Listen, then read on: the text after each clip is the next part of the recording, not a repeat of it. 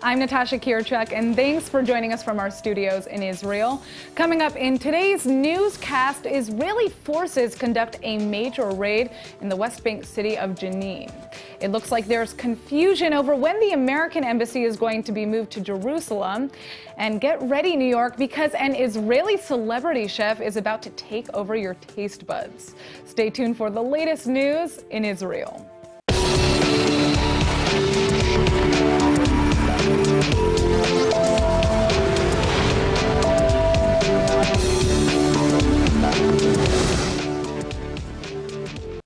The army has just located and killed the Palestinian terrorist who is now believed to have killed Rabbi Shevach.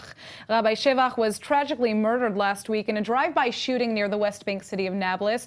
And so far, 2 Israeli police officers have reportedly been wounded after arresting 2 other suspects in the rabbi's murder.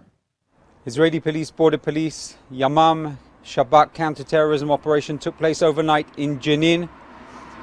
We searched for the terrorist who carried out the murder of the rabbi from Judea and Samaria that was murdered on the 9th of January, Rabbi Raziel. The terrorists were found and a gun battle took place overnight. Israeli leaders are praising the security forces' quick work in apprehending and neutralizing the alleged killers. The army has been on an intense manhunt for over a week now, finally tracing the suspects to the Palestinian city of Jenin. A violent gunfight erupted between Israeli troops and the suspects, leaving 1 suspect killed. That suspect's name is Ahmed Jarrar, who it turns out is the son of a top Hamas official who was also killed by Israeli troops during the Second Intifada. Prime Minister Netanyahu, though currently in India, also took time from his trip and commended the army's work. He says it symbolizes a serious warning to future would-be terrorists that there's nowhere to hide. The suspect's death has also raised some red flags, though, because it echoes the calls for revenge that landed an IDF soldier in jail just earlier this week. That soldier distributed flyers at an IDF enlistment center, brandishing the IDF's logo, demanding that the rabbi's murderer be killed in revenge. He also called for the re-establishment of the controversial and disbanded Unit 101 that was solely focused on reprisal attacks against Palestinian terrorists. That soldier was arrested for incitement to violence. Well, there's a new question mark on President Trump's plan to move the American embassy to Jerusalem as to when the move is actually going to happen. While Prime Minister Netanyahu has one answer, the White House seems to have another. ILTV's Brett Allen Smith has more details on what this means for the future of the embassy. Thanks, Natasha. Well, originally, Secretary of State Rex Tillerson estimated that it would take at least another 3 years to move the embassy from Tel Aviv, and that's because the administration apparently plans on building a new embassy from scratch, and that's obviously going to take some time. So it came as a bit of a shock when Netanyahu told reporters he expects the move to finish by the end of this year, a claim that Trump himself has actually just contradicted, telling reporters flat out, by the end of this year, no. Well, clearly Israeli leaders are a little anxious for the embassy promise to become a reality, but this entire question of Jerusalem and the move is kind of the center of the entire discussion right now. Absolutely. I mean, you know, this actually comes at a really interesting time. It's kind of a turning point for everyone involved, Israel, the United States, and the Palestinians. I mean, summing up that paradox is the fact that Vice President Pence is finally coming to the region soon for peace talks after rescheduling twice, but neither the Palestinians nor top Christian leaders have agreed to meet with him at all because of Trump's Jerusalem decision, which is why some people are kind of asking, you know, what's the Vice President even going to do while he's here? So it's definitely an interesting crossroads, as you'll see now in the rest of my report. Prime Minister Netanyahu raised hopes by suggesting that the White House had fast-tracked its plan to relocate the embassy to Jerusalem in less than a year, a much shorter timeline than the 3 years initially estimated by U.S. Secretary of State Rex Tillerson shortly after President Trump's controversial decision was first announced. But now it looks like Netanyahu may have jumped the gun a bit. Trump appears to have just contradicted the Prime Minister's timeline, telling reporters, quote, "By the end of the year, we're talking about different scenarios. We're not really looking at that. That's no," end quote. Netanyahu's office has since clarified the Prime Minister's remarks, claiming that Trump and Netanyahu aren't saying anything different, but that the White House is taking interim measures into consideration for expediting the embassy move. The decision itself continues to ignite fierce international debate, so regardless of when the embassy does physically move, it'll surely be another ripple in the discussion.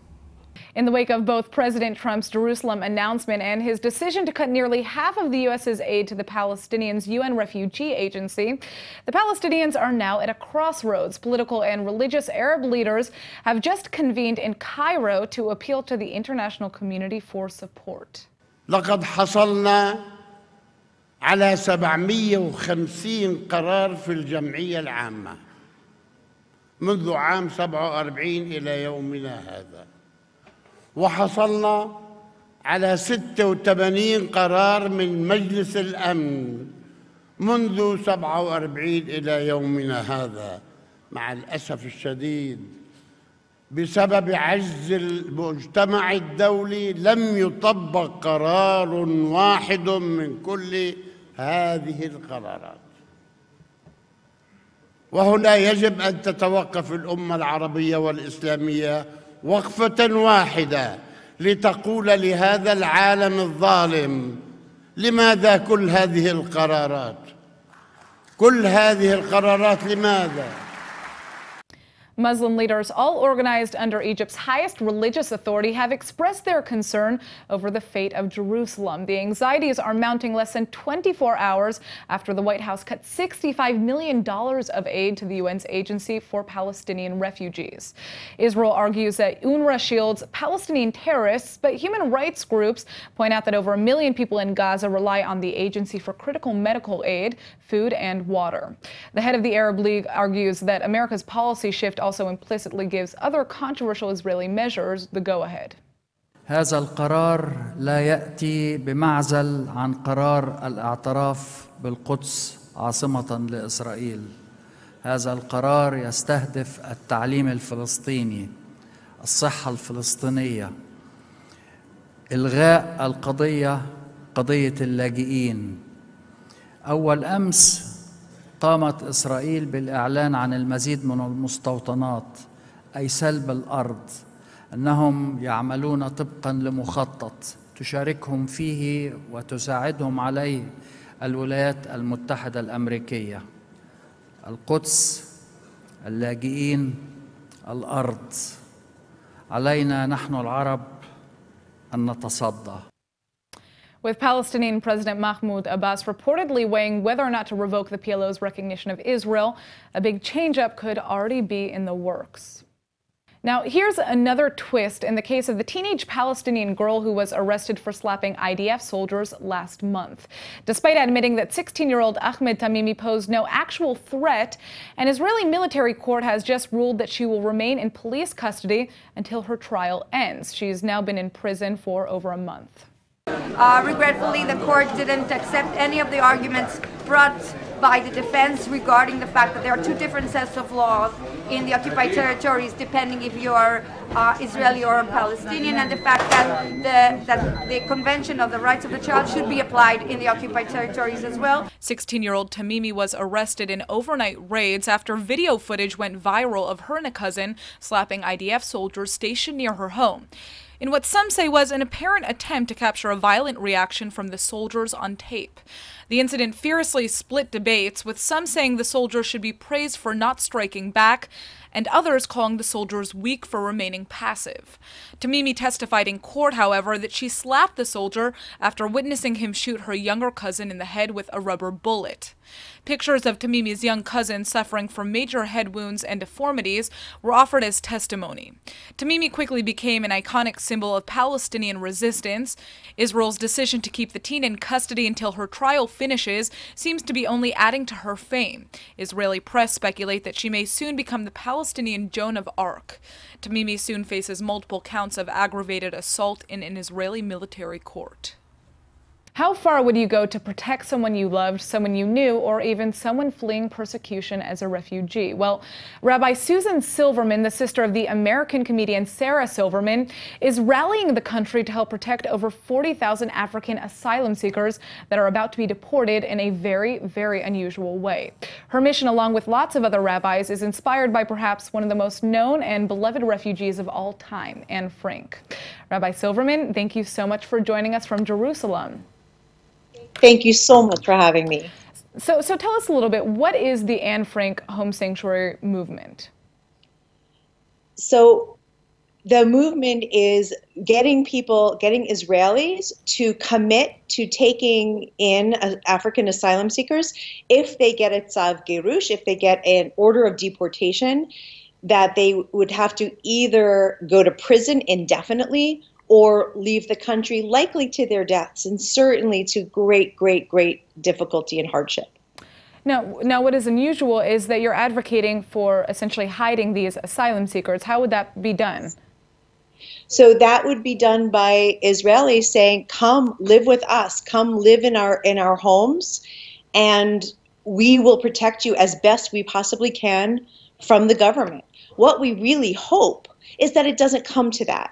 We really hope that the government will see that Israelis do not want to send people to their deaths, that our values, our history, and our vision of ourselves as individuals and as a nation does not include deporting people to their deaths. That's not the meaning of a Jewish state. Now, how did you come up with this idea, and why? I mean, it's obvious why Anne Frank would be an inspiration, but is there more to that story? So there is more to that story. The reason that I started calling it the Anne Frank Initiative, and I think really formally we're going to call it Asylum Seeker Seeking Sanctuary, Mivikshe Miklat, Miklat le Mivikshe Miklat in Hebrew, but the reason I started using Anne Frank is because of an Eritrean asylum seeker that I met here in Israel, and he's this remarkable person who was in a refugee camp in Ethiopia after he had fled Eritrea. There, he read the diary of Anne Frank, and he had never heard of the Holocaust, and he was so devastated to learn that Anne Frank had died. And he was in this refugee camp where he had to be strong, but he kept crying for weeks and weeks. And he translated the diary of Anne Frank into Tigrinya. And then he had to flee Ethiopia, and he was coming through Sinai toward Israel, and he kept saying to himself, the people of Anne Frank will protect me. The people of Anne Frank will let me in, will take care of me. And he got to Israel, and he crossed the border, and the soldiers came, and the soldiers were perfectly good to him. They came, and he had to get down on his knees and put his hands in the air, and he looked up at the soldier, and he said, have you ever heard of Anne Frank?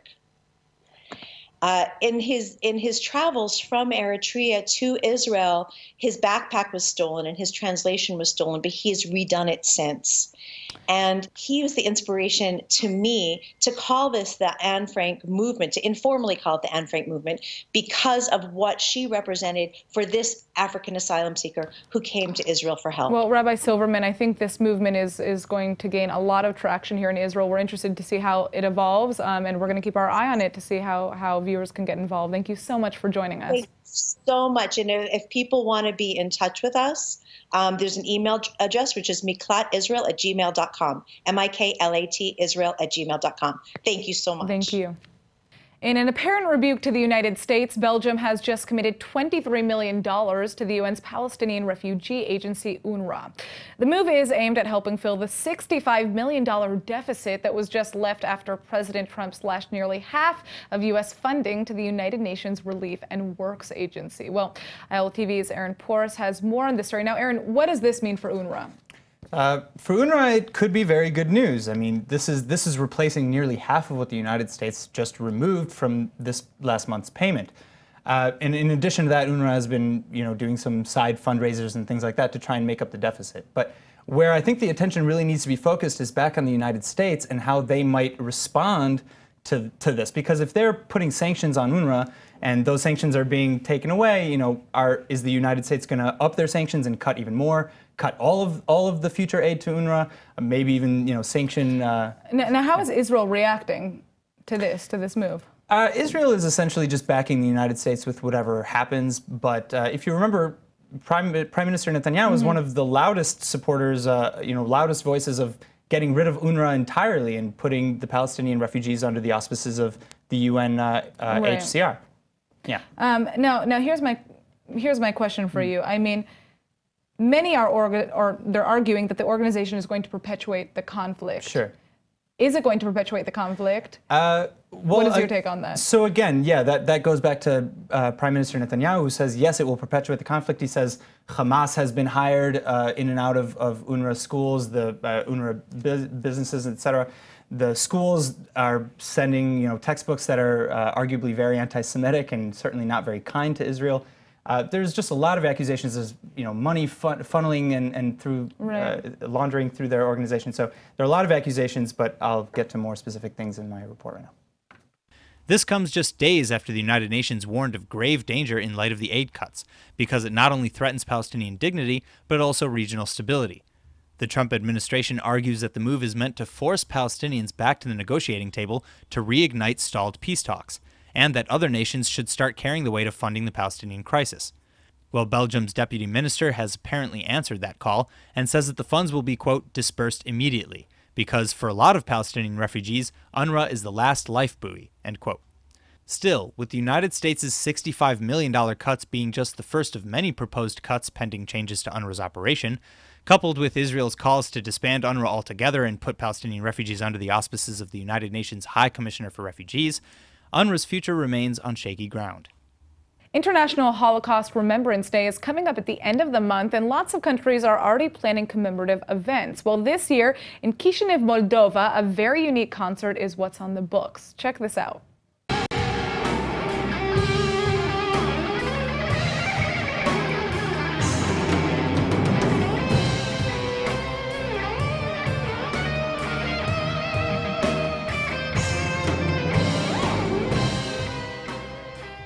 Joining us now to tell us more about it is composer, poet, and actuary Dr. Baruch Berliner and musician and producer Nahum Slutzker. Thank you guys so much for joining us. Our pleasure. All right, so tell us a little bit about this concert.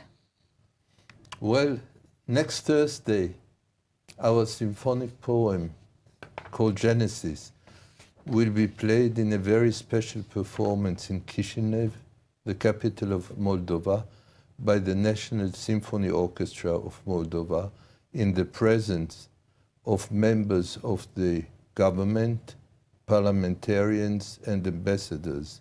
So what are concertgoers going to be seeing? It will be very interesting version. Genesis exists in many versions, and this version it will be a most contemporary version that will combine a symphonic orchestra, a rock group, ballet soloists, dancing academy members, and video art.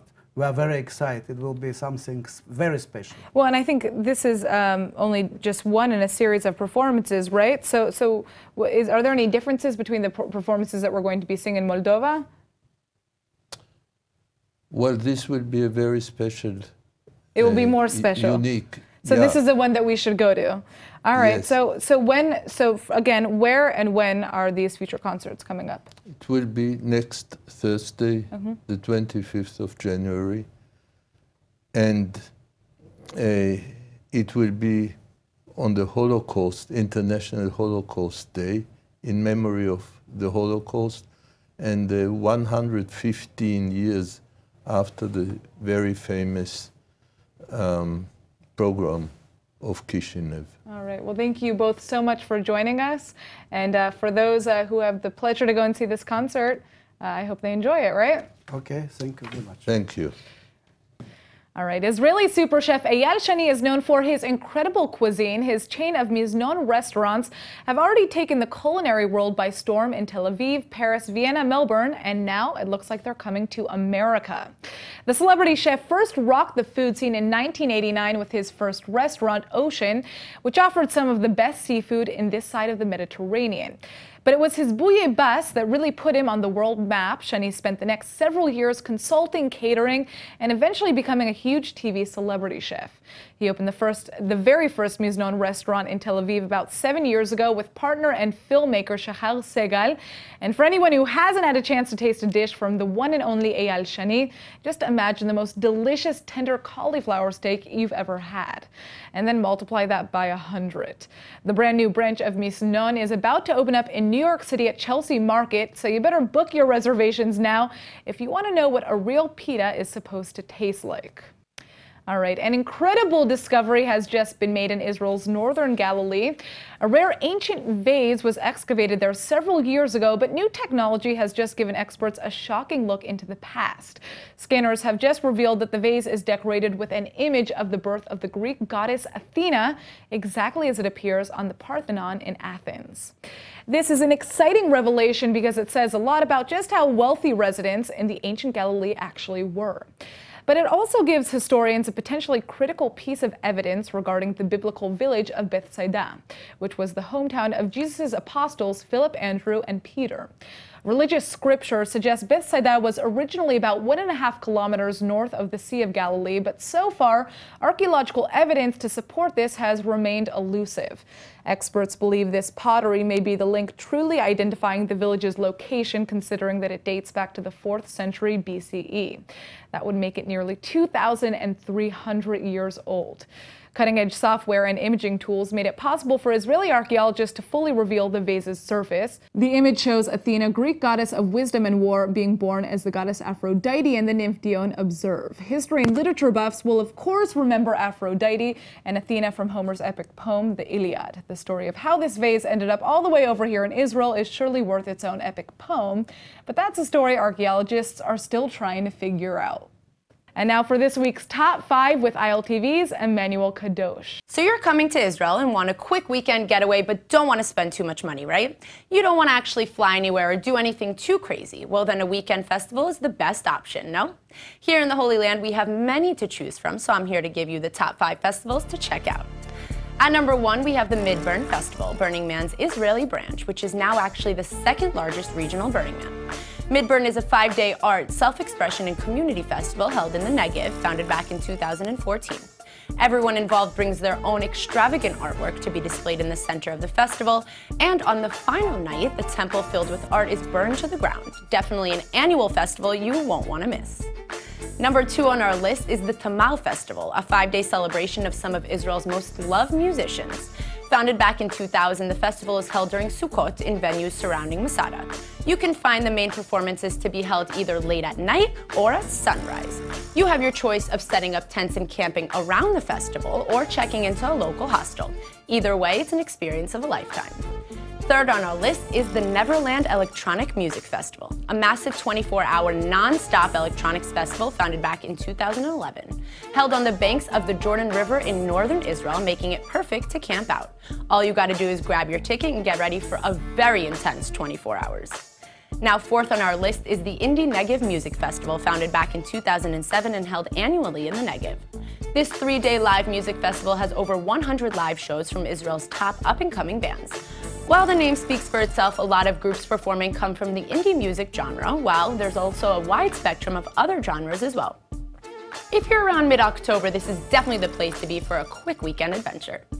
Last on our list is the Zolba Buddha Festival, Israel's largest hippie festival, which happens twice a year in the Negev. Founded back in 2003, this 5-day festival is a combo festival integrating spirituality, dance, meditation, and yep, you guessed it, music. Deep yoga, meditation, movement, and music can all be found here, all while meeting amazing, open-hearted people connecting with nature. Definitely the best way to relax, enjoy, and zen out. That's all for today's Top 5. Back to you. And now for our Hebrew word of the day. Ever had a delicious and nutritious cauliflower steak? Well, if you have, then you know why today's word of the day is kulvit, which is how you say cauliflower in Hebrew.